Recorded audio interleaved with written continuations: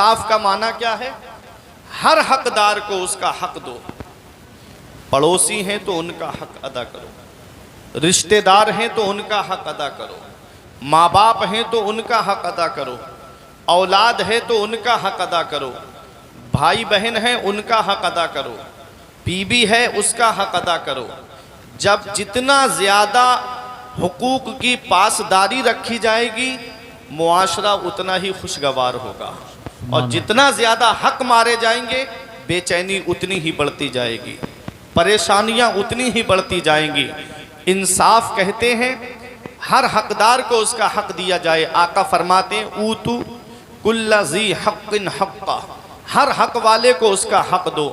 अब हक दो तरह के हैं, एक हैं हुकूकुल्लाह, अल्लाह के हक, और दूसरे हैं हुकूकुल इबाद, बंदे के हक। अल्लाह के हुकूक अगर अदा नहीं किए तो अल्लाह रब्बुल इज़्ज़त की शान व कुदरत पर है कि अल्लाह चाहे तो अपने हक माफ़ फरमा दे।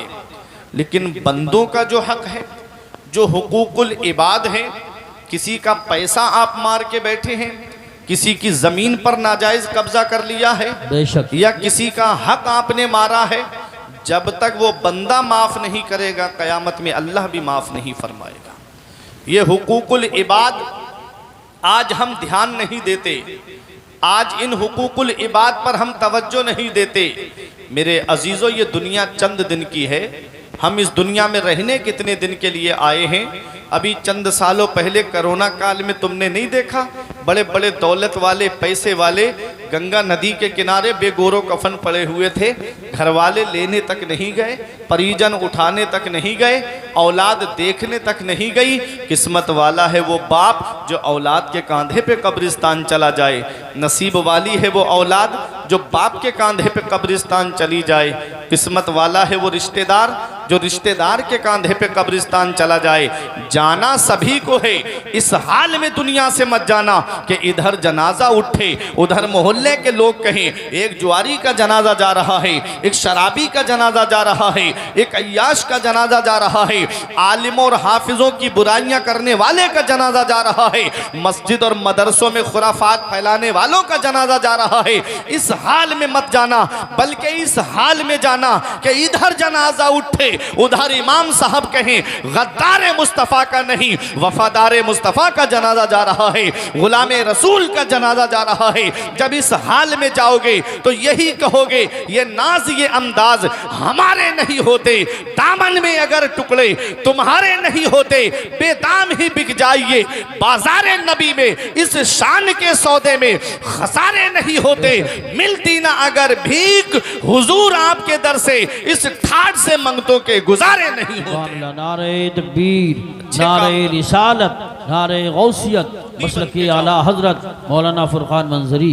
सुभान। अच्छे काम करके दुनिया से जाओ, मुत्तकी बन के दुनिया से जाओ, परहेजगार बन के दुनिया से जाओ। मेरे अजीजों, ये दुनिया चंद दिन की है। आओ मैं आपको बताता हुआ चलूं।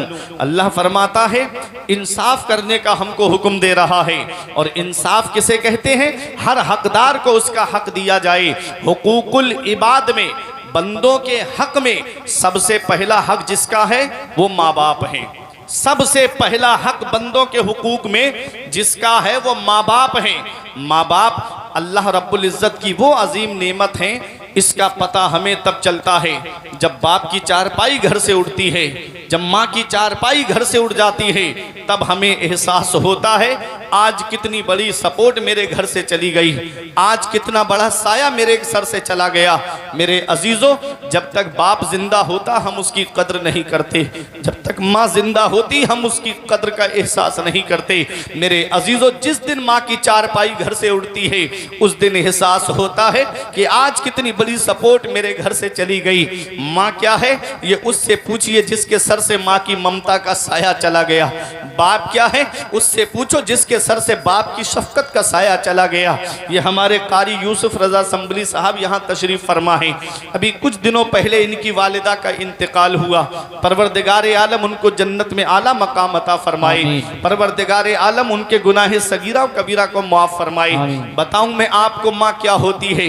ये रात के 2 बजे बजे 3 बजे जब हम जलसा करके घरों पे जाते हैं, ऐसे कोहरे के आलम में भी जब गाड़ी दरवाजे पे पहुंचती है तो अंदर से किसी और की आवाज़ नहीं आती, अंदर से माँ की आवाज़ आती है या बाप की आवाज़ आती है कि बेटा अभी दरवाज़ा खोलते हैं। क्या समझे, ये माँ बाप हैं, बेटा बाहर चला जाए, इनकी नज़रें दरवाजे पे लगी रहती हैं। ये माँ बाप हैं जिनकी निगाहें दरवाजे पे जमी रहती हैं कि मेरा बेटा अभी बाहर गया है, घर पे आया नहीं है। माँ फ़ोन करके बार बार पूछती, बेटा इतनी सर्दी है, तुम कहाँ चले गए, मेरे लाल इतना कोहरा पड़ रहा है, तुम कहाँ हो। और बेटा जब गुस्से में फ़ोन काटता है कि माँ क्या फ़ोन करके परेशान करती है, मैं दोस्तों के साथ में मुरादाबाद में पार्टी करने आया हूँ, मैं दोस्तों के साथ फला जगह पे घूमने के लिए आया हूँ, अब मुझे दोबारा फ़ोन नहीं करना। जिस माँ का फ़ोन तुमने गुस्से में काटा, एक दिन आएगा कि कोई फ़ोन करने वाला नहीं होगा, उस दिन एहसास होगा कि आज कितना बड़ा साया मेरे सर से चला गया। मेरे अजीज़ों, माँ जिंदा है तो उसकी कद्र कर लो, माँ जिंदा है तो उसकी खिदमत कर लो। आज का नौजवान भाई मेरा कहता है मेरे बाप ने मेरे लिए क्या किया है। बाप अल्लाह रब्बुल इज़्ज़त की वो अजीम नेमत है। हमारे बुजुर्गों ने फरमाया कि बाप आंगन में लगे हुए पेड़ की तरह होता है। जब शिद्दत की धूप पड़ती है, जब शिद्दत की गर्मी पड़ती है, जब गरम गरम लू के थपेड़े होठों को खुश्क कर देते हैं, ऐसे आलम में सबसे बेहतर और मुनासिब साया पेड़ का साया होता है। आदमी पेड़ के नीचे कुर्सी डाल के बैठे, आराम मिल जाएगा। गर्मी में पेड़ के नीचे चारपाई बिछा के बैठो, सुकून मिल जाएगा। पेड़ के पत्ते तोड़ के देखना, गर्मी में ऊपर से गर्म होते हैं, नीचे बैठने वाले को छांव पहुंचाते हैं, नीचे बैठने वाले को सुकून पहुंचाते हैं। हमारे बुजुर्गों ने कहा बाप आंगन में लगे हुए पेड़ की तरह होता है। जिस दिन ये पेड़ आंगन से उखड़ गया, उस दिन धूप भी परेशान करेगी, गरम गरम लू के थपेड़े भी परेशान करेंगे। ऐ ज़िया माँ बाप के साये की ना कदरी ना कर, ऐ ज़िया माँ बाप के साये की ना कदरी ना कर। धूप काटेगी बहुत जब ये शजर गिर जाएगा। धूप कैसी भी हो साया नहीं खोने देता, राह कैसी भी हो बेबस नहीं होने देता। बेच के अपना लहू चाहे वो रोटी लाए, बाप औलाद को भूखा नहीं सोने देता। ये बाप है जो औलाद को भूखा नहीं सोने देता। आज वही बाप बूढ़ा हुआ, हमने उसका बिस्तर घर से बाहर कर दिया। आज वही माँ बुढ़ापे की दहलीज पे पहुंची, जब उसे हमारे सहारे की ज़रूरत हुई, हमने अपनी माँ का बिस्तर घर से बाहर कर दिया। आज हमारे कमरों में कूलर चले, गर्म एसी का इंतज़ाम, अल्लाह अकबर। और माँ है कि अपने पुरानी झोपड़ी में रह कर के ज़िंदगी गुजार रही है। क्या इस दिन के लिए बाप ने औलाद को पाला था? क्या इस दिन के लिए माँ ने औलाद के लिए दुआएं की थी? जब माँ बाप बुढ़ापे की दहलीज पे पहुँचे तो औलाद माँ बाप का बिस्तर घर से बाहर कर दे। मौलाना रूम फरमाते हैं, पहली मोहब्बत है माँ बाप की जो दुनिया में बदला मांगती है। अगर तुम अपने माँ बाप के साथ भलाई करोगे तो तुम्हारी औलाद तुम्हारे साथ भलाई करेगी, और अगर तुमने अपने माँ बाप के साथ भलाई नहीं की तो बुढ़ापे में ये उम्मीद लगा के मत बैठना कि तुम्हारी औलाद तुम्हारा सहारा बन जाएगी। ऐ मेरे अजीज़ों, एक शायर का मुझे शेर याद आता है कि दिया था अब्बा ने जो एक झूमर बेच डाला था, दिया था अब्बा ने जो एक झूमर बेच डाला था, खुशी से अपने अरमानों का दफ्तर बेच डाला था। बुलंदी मिल गई तो भूल बैठे हैं वही बेटे, कभी जिनके लिए अम्मी ने जेवर बेच डाला था। बुलंदी मिल गई तो भूल बैठे हैं वही बेटे, कभी जिनके लिए अम्मी ने जेवर बेच डाला था। ऐ मेरे अजीजों, पैसों के लिए भेजते हैं बच्चे अरब हम, खुशियों की घड़ी आई तो बच्चे नहीं आए। किस काम की परदेश में फिर ऐसी कमाई जब माँ के जनाजे पे ही बेटे नहीं आए। अल्लाह अकबर। मेरे अजीजों, माँ बाप अल्लाह की बहुत बड़ी नेमत हैं। आओ मैं आका की एक हदीस पाक सुनाता हूँ। मेरे आका की बारगाह में यमन के नौजवान सहाबी आए और आके अर्ज करते हैं, या रसूल अल्लाह, मैं यमन से आया हूँ, जितनी जिंदगी मेरी बची है मदीने शरीफ में गुजारूंगा, अब वापस यमन नहीं जाना चाहता। मेरा इंतकाल हो गया तो मेरा मदफन मदीने शरीफ में बनेगा, अब मैं वापस यमन नहीं जाऊंगा। आका ने इरशाद फरमाया, हल्लका अबवाया, क्या तुम्हारे माँ बाप जिंदा हैं? क्या तुम्हारे माँ बाप हयात हैं? अर्ज किया, हाँ या रसूल अल्लाह, माँ बाप तो जिंदा हैं। आका ने फरमाया, क्या इजाज़त लेकर आए हो क्या माँ बाप से पूछ कर आए हो? अर्ज़ किया हाँ या रसूल अल्लाह, मैं माँ बाप से पूछ कर आया हूँ। आका ने फरमाया जब इजाज़त ली तो ये बताया कि अब उनका बेटा वापस नहीं आएगा? अर्ज़ किया हाँ या रसूल अल्लाह, मैंने ये भी बताया है कि आखिरी बार मेरा चेहरा देख लो, अब आज के बाद मैं वापस नहीं आऊँगा। मेरे आका फरमाते जब तुमने ये कहा कि अब उनका बेटा वापस नहीं आएगा तो उनका हाल क्या था? हंस रहे थे कि रो रहे थे? सहाबी की आंखों में आंसू आ गए। अर्ज करते हैं या रसूल अल्लाह, जब मैंने अपने माँ बाप से कहा कि मुझे आखिरी बार देख लो, अब मैं मदीने शरीफ में रहूंगा, वापस नहीं आऊंगा, तो मेरे माँ बाप मेरे गले लग के फूट फूट के रो रहे थे, उनकी आंखों में आंसू थे। पैगंबर इस्लाम तशरीफ फरमा थे, जलाल आ गया, आका को उठ के खड़े हो गए, इरशाद फरमाते हैं इरजी इलैहिमा फअदहिकहुमा कमा अबकैतहुमा, ए मेरे सहाबी वापस चले जाओ और जहां से आए हो वहीं लौट के चले जाओ, और जैसे माँ बाप को रुला के आए हो वैसे उन्हें हंसा दो, वो यमन में खुश हो जाएंगे, तेरा नबी तुझसे मदीने में राजी हो जाएगा।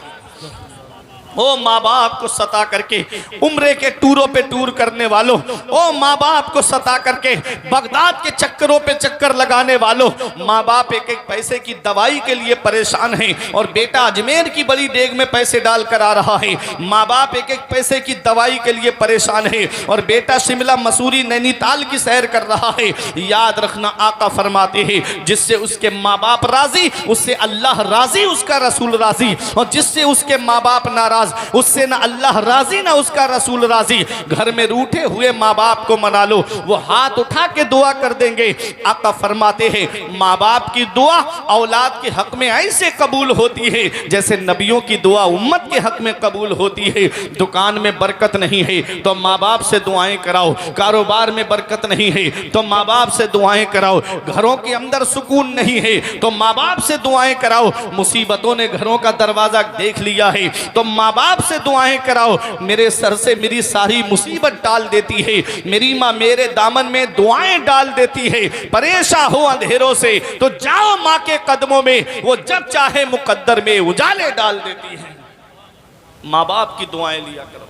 माँ बाप अल्लाह की बहुत बड़ी नेमत, इसका पता तब चलता है जब माँ का साया सर से उठ जाता है। चीज़ की कद्र चीज़ के ना होने पे की जाती है। बेटा बाहर चला जाए तो हमारी सबसे ज़्यादा परवाह करने वाली जो शख्सियत है वो हमारी माँ है और हमारा बाप है। आज वही बूढ़े हुए तो हम उनसे क़त्अ ताल्लुक़ कर लेते हैं, उनके हुकूक की अदायगी नहीं करते।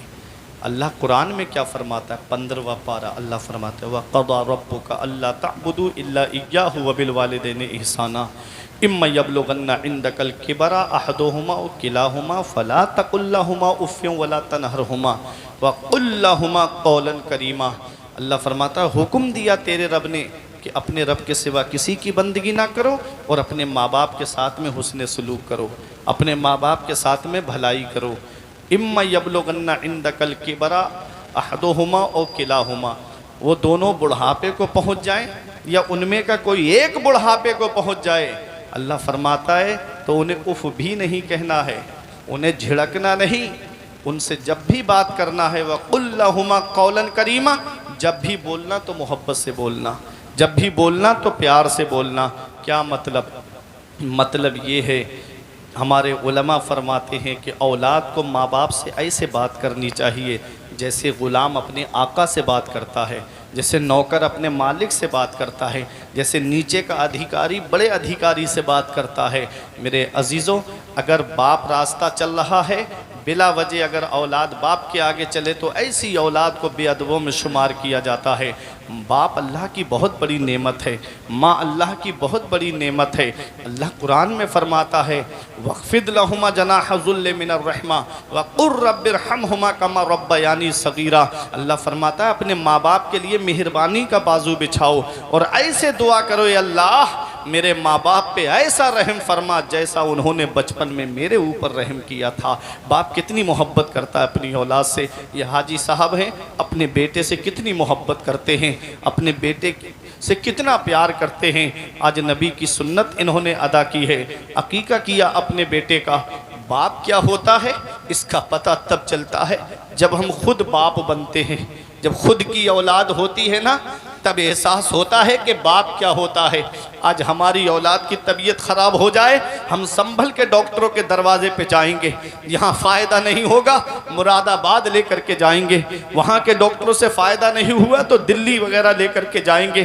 क्या कहते हैं डॉक्टर साहब, ज़मीन बिके तो बिक जाए, मकान बिके तो बिक जाए, प्रॉपर्टी जाए तो चली जाए, लेकिन मेरे बेटे को कुछ नहीं होना चाहिए, मेरी औलाद को कुछ नहीं होना चाहिए। आज दौर इतना तरक्की कर गया है कि आज हर घर में आपको मोटरसाइकिल मिलेगी, अक्सर घरों में आपको कारें मिलेंगी। अब तो सवारियों का इतना अच्छा इंतजाम है, यहीं संभल चौराहे पे आप चले जाओगे कोई ना कोई सवारी आपको मिल जाएगी। जरा दिल पे हाथ रख के मुझे बताओ, अब से 25-30 साल पहले पलट करके जाओ, दौर इतना तरक्की याफ्ता नहीं था।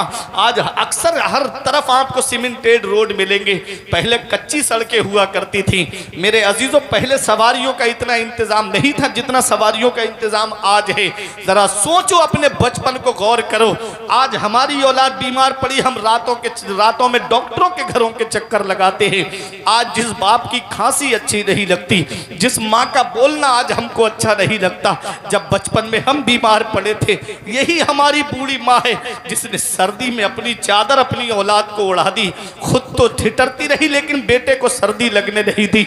यही हमारा बूढ़ा बाप है जिसके पैर में चप्पल नहीं होती, हमको डॉक्टरों के घर पे लेकर के गया, डॉक्टरों के घरों के जिसने रातों में चक्कर लगाए और क्या कहा, डॉक्टर साहब जमीन बिके तो बिक जाए, मकान बिके तो बिक जाए, लेकिन मेरे बेटे को कुछ नहीं होना चाहिए। आज वही बेटा जवान हुआ, 4 पैसे क्या कमाने लगा, वो माँ बाप से दूरी बनाए रखता है, वो माँ बाप से दूरी इख्तियार करने की कोशिश करता है। याद रखना मेरे अजीजों, माँ बाप अल्लाह की बहुत बड़ी नेमत है। इस दौर में जहां हर चीज में आपको मिलावट मिलेगी, दूध में आपको मिलावट मिलेगी, घी में आपको मिलावट मिलेगी, चीनी और खाने पीने की अशिया में आपको मिलावट मिलेगी।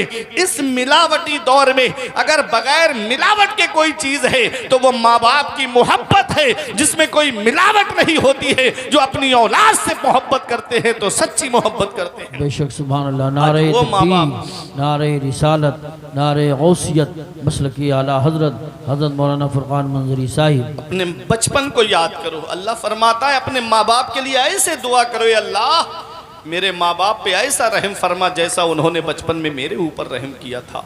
कैसे बाप सीने से लगा के रखता है, कैसे बाप अपने कलेजे से औलाद को लगा के रखता है। आज वो बेटा क्या जाने जिसे मोबाइल चलाने से फुर्सत नहीं मिलती, जिसे मोबाइल चलाने से फुर्सत नहीं मिलती, वो बेटा क्या जाने कि उसके बाप ने कितनी रातें बैठ करके गुजारी हैं। उसे क्या पता कि उसकी माँ ने कितनी रातें जो है इसके सरहाने बैठ करके गुजारी हैं। एक रोज़ मैंने क्या कहा, तबीयत ख़राब है, माँ ने तमाम रात दुआ में गुजार दी।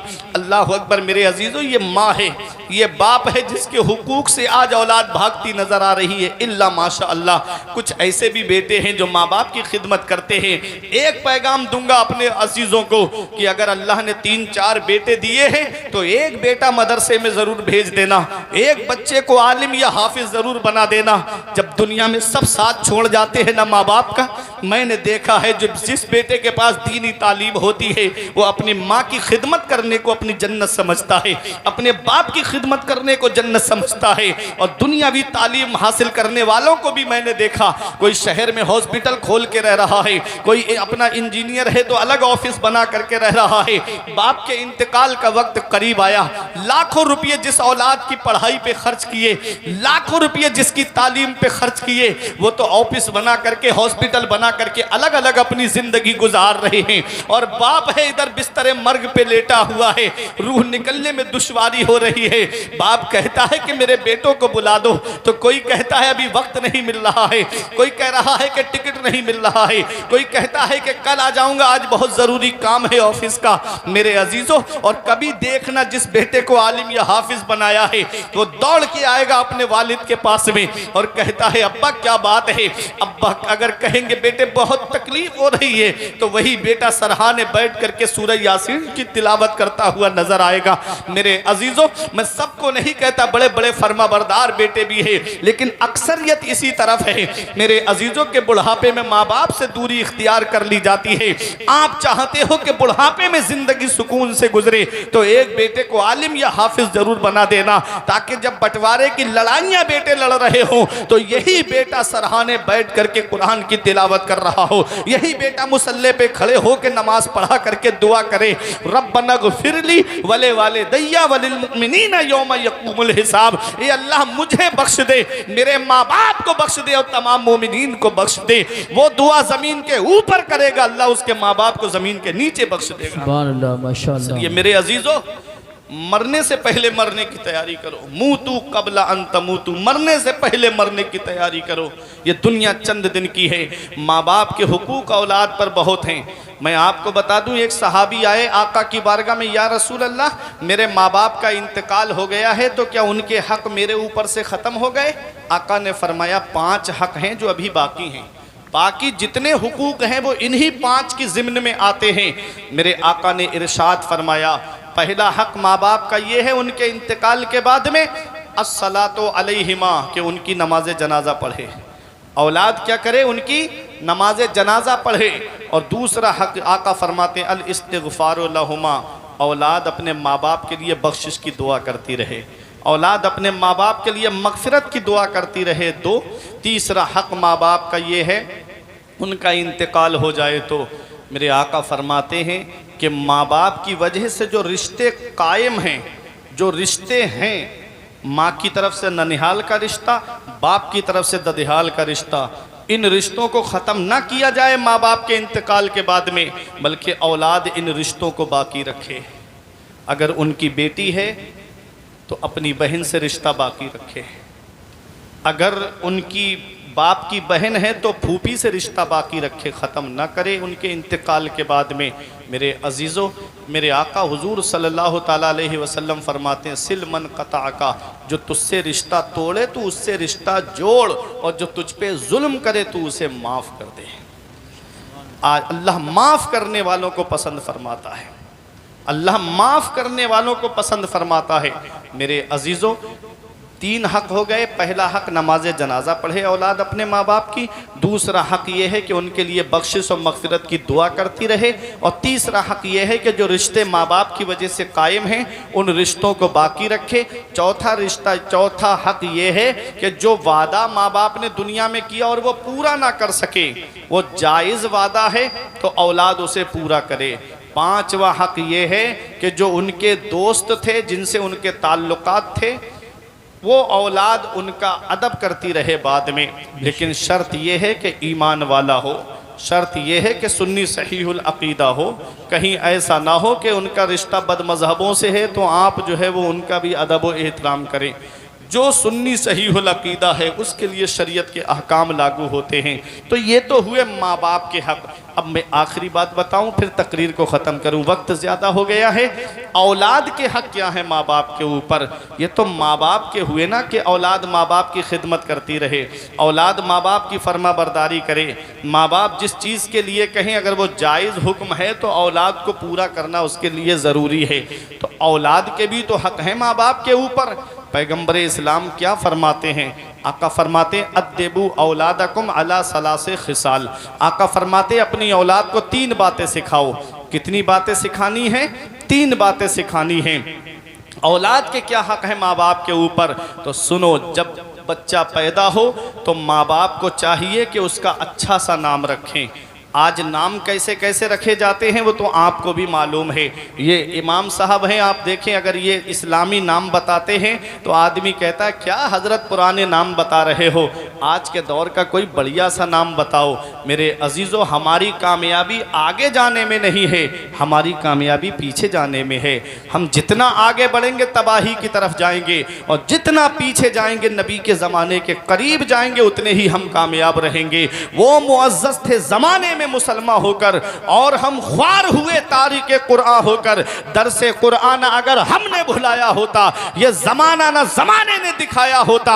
हमें करनी है शहंशाह बतहा की रजा जोई, वो अपने हो गए तो रहमते परवरदिगार अपनी तरीक़े मुस्तफ़ा को छोड़ना है वजह बर्बादी, इसी से कौम दुनिया में हुई बेइख्तिदार अपनी।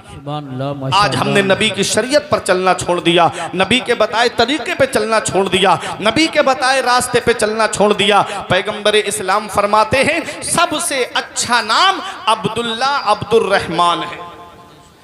और जब बच्चा पैदा हो, लड़का है तो उसका नाम पैदाइशी नाम मोहम्मद रखो। क्या पैदाइशी नाम क्या रखना है? मोहम्मद। अब पुकारने के लिए कुछ और रख लीजिए, जैसे मेरा नाम फुरकान है तो मोहम्मद फुरकान है। यूसुफ रज़ा, पैदाइशी नाम मोहम्मद यूसुफ रज़ा। हाजी आज़म साहब तो पैदाइशी नाम मोहम्मद आज़म। ये पैदाइशी नाम मोहम्मद रखना है, बहुत ज़रूरी है। हमने यहाँ तक पढ़ा है किताबों में कि अगर कोई इंसान जैसे हमल है, बच्चा है, और आदमी ये नियत कर ले कि अगर लड़का है तो मैं उसका नाम मोहम्मद रखूँगा तो अल्लाह ताला बेटा ही अता फरमाए। बेशक बेशक, ये नाम की बरकत है। और बरकत बता दूँ इस नाम की, मैदान हश्र होगा, नफसी नफसी का आलम, एक मनादी ऐलान करने वाला ऐलान करेगा, जितने मोहम्मद नाम के हैं वो खड़े हो जाएं। सब मोहम्मद नाम के खड़े हो जाएंगे। फरिश्ता कहेगा तुम सब के सब जन्नत में चले जाओ, अल्लाह की तरफ से हुक्म है कि जिसने मेरे महबूब के नाम पर अपना नाम रखा है उसे मैं जन्नत अता कर रहा हूँ। सुभान। कितना सवाब है। तो अपने बच्चे का नाम पैदाइशी नाम मोहम्मद रखो। 7 दिन का जब हो जाए तो उसके सर से अजियत को दूर करो। अजियत मतलब बाल मुंडवाओ।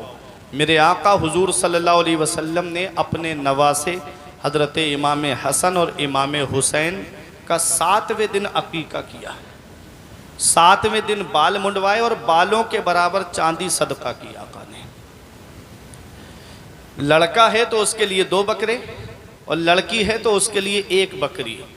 और अगर इतनी इस्तिताअत नहीं है, इतना पैसा नहीं है आपके पास में, सिर्फ 1 बकरे का या 1 बकरी का पैसा है, तो आप उसको भी अकीके में ला सकते हैं।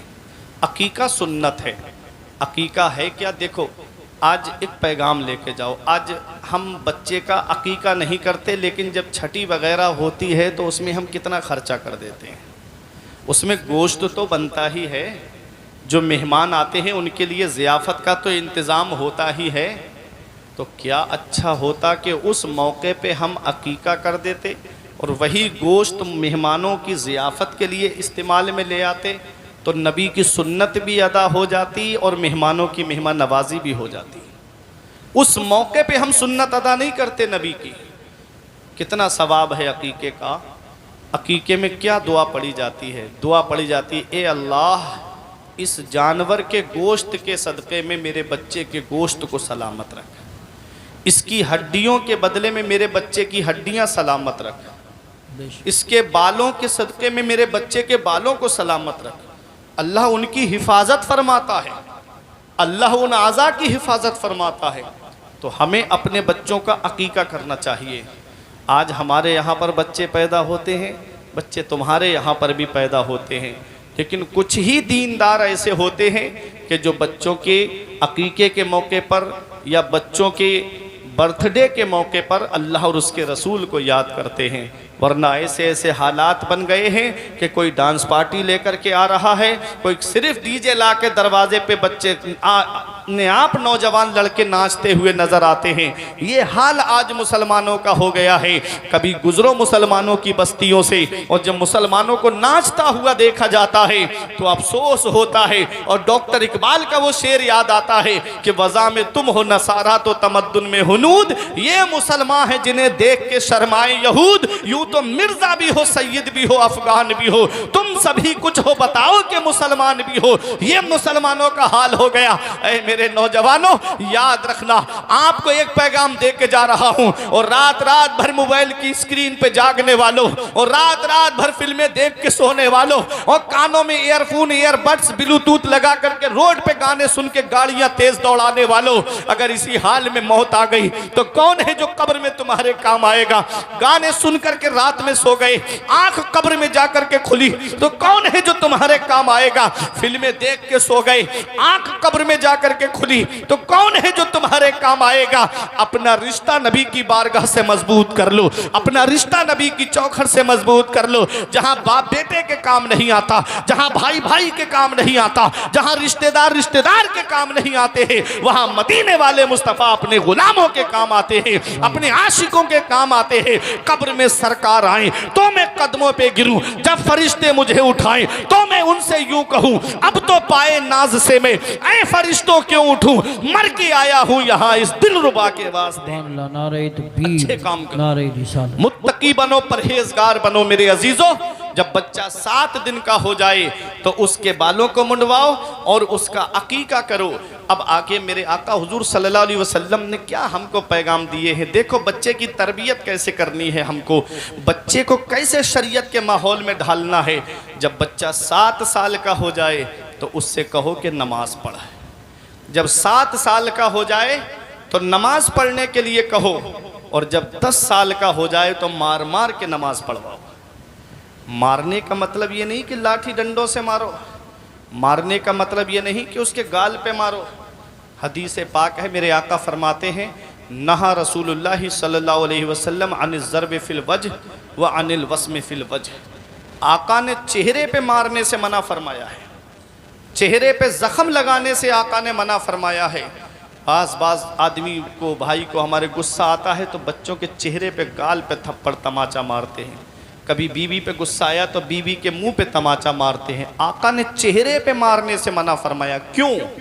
अल्लाह ने कुरान में फरमाया, लक़द ख़लक़नल इंसान फ़ी अहसन तक़वीम, हमने इंसान को बेहतरीन सूरत पे पैदा फरमाया है, बेहतरीन सूरत। मेरे अजीज़ों, जब बच्चा 10 साल का हो जाए तो उसे मार मार के नमाज पढ़वाओ। जब बचपन से आप नमाज पढ़वाएंगे तो वो नमाज का पाबंद हो जाएगा। फिर अगर वो सफ़र में भी होगा तो नमाज नहीं छोड़ेगा, हज़र में भी होगा तो नमाज नहीं छोड़ेगा, तन्हाई में होगा तब भी नमाज नहीं छोड़ेगा, और जब सफ़र में होगा तब भी नमाज नहीं छोड़ेगा। मेरे अजीज़ों, जब वो नमाज का पाबंद हो जाएगा तो नमाजी के बारे में तो कुरान में क्या आया है? अल्लाह फरमाता है, इन्न सलात तन्हा अनिल फहशाई वल मुनकर, बेशक नमाज बेहयाई और बुरी बातों से रोक देती है। जब बच्चा नमाजी होगा तो बेहयाई से भी बचेगा, जब बच्चा नमाजी होगा तो बुरी बातों से भी बचेगा। इसलिए अपने बच्चे को बचपन ही से नमाजी बना दो। अब नमाजी वही बाप बनाएगा ना जो खुद नमाज पढ़ता होगा, जो खुद मस्जिद जाएगा। वो उसका बेटा ना नमाज पढ़ने के लिए जाएगा। अब बाप खुद 8 बजे दिन में सो के उठ रहा है और बच्चे से कह रहा है तूने फजर क्यों नहीं पढ़ी, तो कहाँ बच्चा अमल करेगा? उसके लिए हमें खुद पहले अमल वाला बनना पड़ेगा, पहले उसके लिए हमें खुद उस पर अमल करना पड़ेगा, तब औलाद। क्योंकि बाप, बेटा जो है वो बाप को कॉपी करता है, बेटा जो है वो बाप को अपने बाप को फॉलो करता है। बाप अगर नमाजी होता है तो बेटा भी नमाजी बन जाता है, बाप अगर अच्छे काम करने वाला होता है तो बेटा भी अच्छे काम करने वाला बन जाता है। इसलिए मेरे अजीजों, अपनी औलाद को अच्छी तरबियत दो, अपनी औलाद को अच्छे काम सिखाओ, अपनी औलाद को अच्छी बातें बताओ। मेरे अजीज़ों, आप बैठिएगा, बस मेरी बात ख़त्म होने जा रही है। 10 साल का हो जाए बच्चा तो उसे मार मार के नमाज पढ़वाओ, और जब बच्चा समझदार हो जाए तो मेरे अजीज़ों, मेरे आका की अब वो हदीस सुन लो, उसका तर्जमा, मेरी तकरीर ख़त्म। आका फरमाते हैं, अद्दिबू औलादकुम अला सलासे खिसाल, अपनी औलाद को 3 बातें सिखाओ। कितनी? 3 बातें सिखाओ।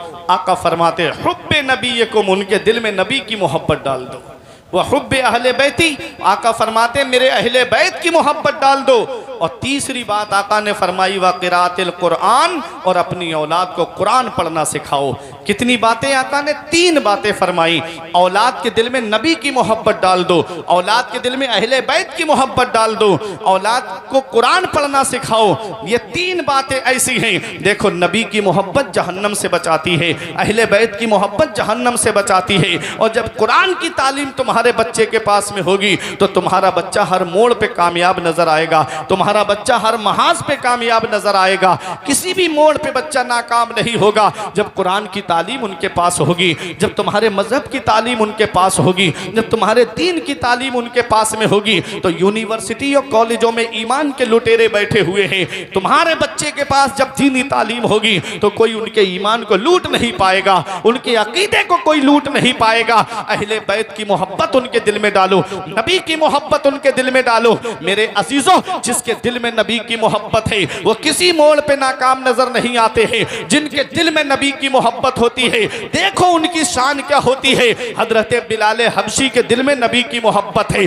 कितना सताया उमैया बिन खलफ ने। आपने यही कहा जिसको शायर ने शेर में यूं कहा कि तू हो के तुरशरू मुझे ईजा हजार दे, ये वो नशा नहीं जिसे तुरशी उतार दे। और मेरा इमाम तो यूं कहता है, जान है इश्क़ मुस्तफ़ा रोज फजू करे खुदा, जिसको हो दर्द का मजा नाजे दवा उठाए क्यों। ये वो है जिनके दिल में नबी की मोहब्बत है, ये वो है जिनके दिल में नबी का प्यार है। हजरत अम्मार इब्ने यासिर को देखो, नबी से सच्ची मोहब्बत करते हैं। आग के अंदर जब इनको डाला जा रहा है, आका उधर से गुजर के जा रहे थे, आवाज देते हैं, या रसूल अल्लाह उन्जुर हालना, या रसूल अल्लाह मेरा हाल देखिए। आका के दस्ते मुबारक दुआ के लिए उठ गए। आका दुआ करते हैं, या नारो कोनी बर्दों व सलामन अला अम्मार कमा कुंते अला इब्राहिम। ए अल्लाह, मेरे अम्मार पर आग वैसी ही ठंडी और सलामती वाली हो जाए जैसे हजरत इब्राहिम अलैहिस्सलाम पे ठंडी और सलामती वाली हो गई थी। मेरे अजीजों, ये हजरत अम्मार इब्ने यासिर है। आग के अंदर गए, थोड़ी देर के बाद बाहर निकल आए। हजरत अम्मार इब्ने यासिर जब बाहर निकले तो कुफ्फारे मक्का ने सोचा कि इनको तो आग ने भी नहीं जलाया, तो लालच दिया और कहा, ए अम्मार इब्ने यासिर, तुम जिस कबीले की लड़की से कहोगे वहां तुम्हारा निकाह करा देंगे। तुम जितनी दौलत कहोगे कदमों पे ला करके डाल देंगे। तुम जिस कबीले की सरदारी मांगोगे उस कबीले का सरदार बना देंगे। बस एक शर्त है, नबी से मोहब्बत करना छोड़ दो, नबी से प्यार करना छोड़ दो, नबी का नाम लेना छोड़ दो। जवाब सुनो अम्मार इब्ने यासिर का। फरमाते, ओ लोगों, सारी दुनिया की दौलत लाकर मेरे कदमों पे रख दोगे तब भी मैं अपने नबी का नाम लेना नहीं छोड़ सकता, नबी से मोहब्बत करना नहीं छोड़ सकता।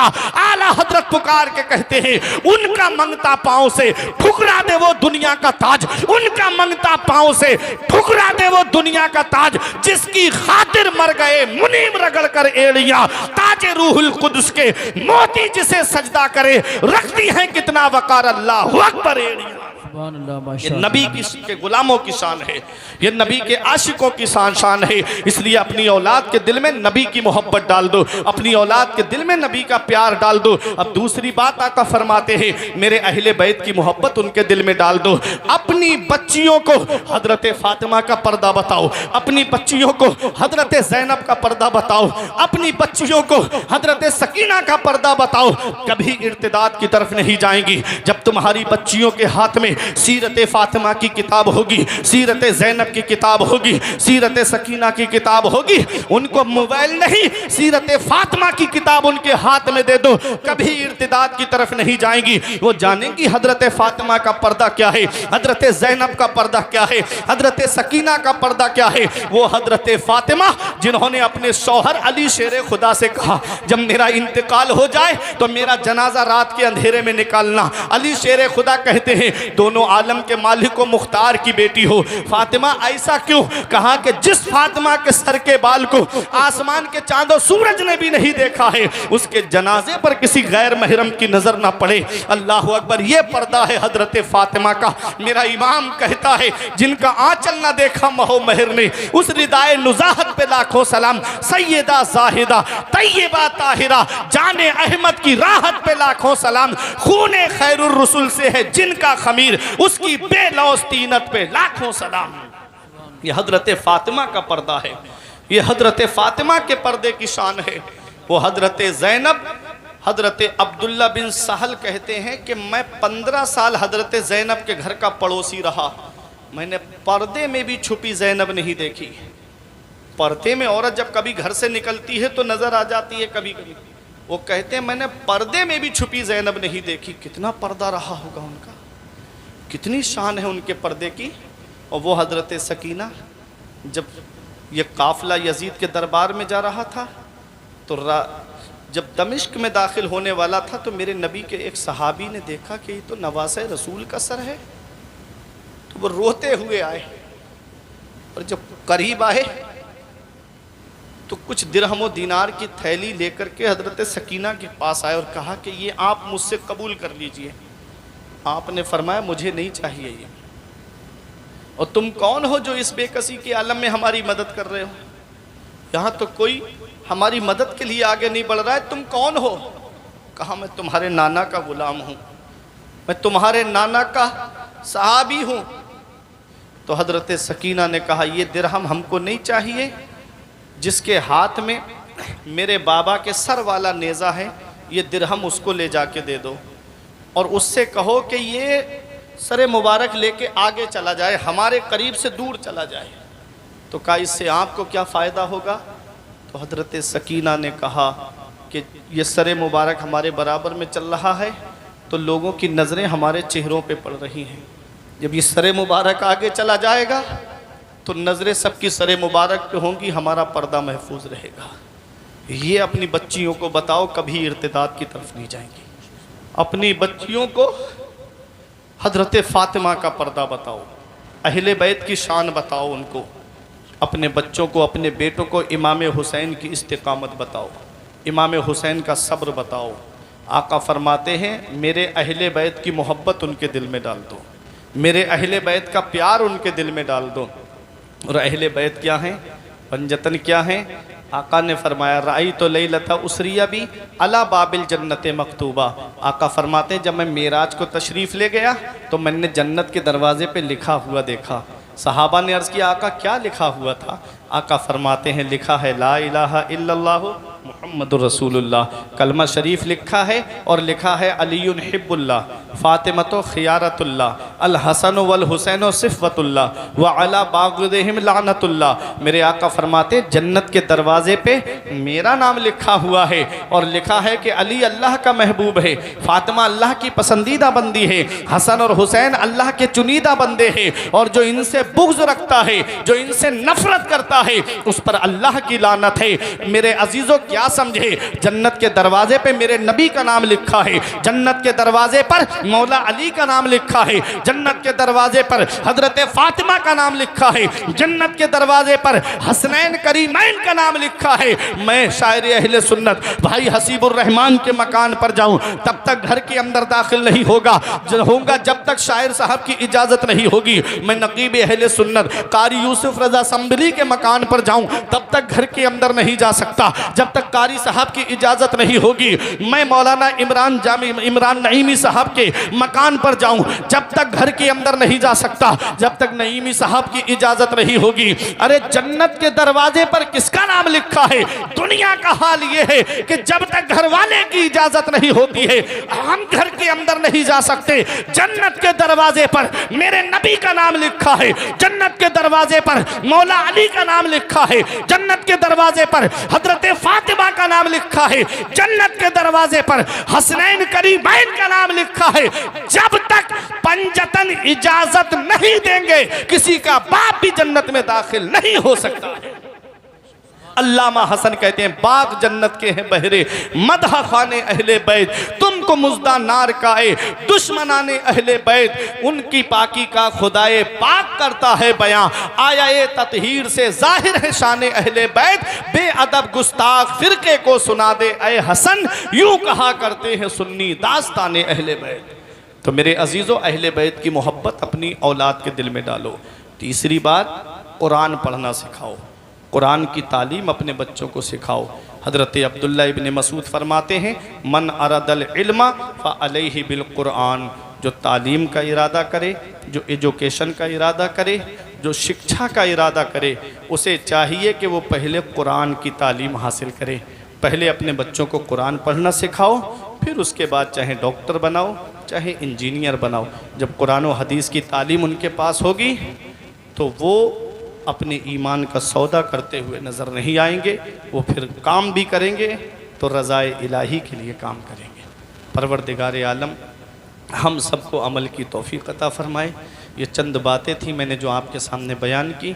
दुआ है कि मेरे कुछ अर्ज़ करने में सबक़त लिसानी की वजह से या बतक़ाज़ा बशरियत कोई गलती हुई हो तो मौला मुझे मुआफ़ फरमाए। अस्तग़फिरुल्लाह रब्बी मिन कुल्लि ज़ंबिन व अतूबु इलैहि। कलमा ये पढ़े ला इलाहा इल्लल्लाहु मुहम्मदुर रसूलुल्लाह।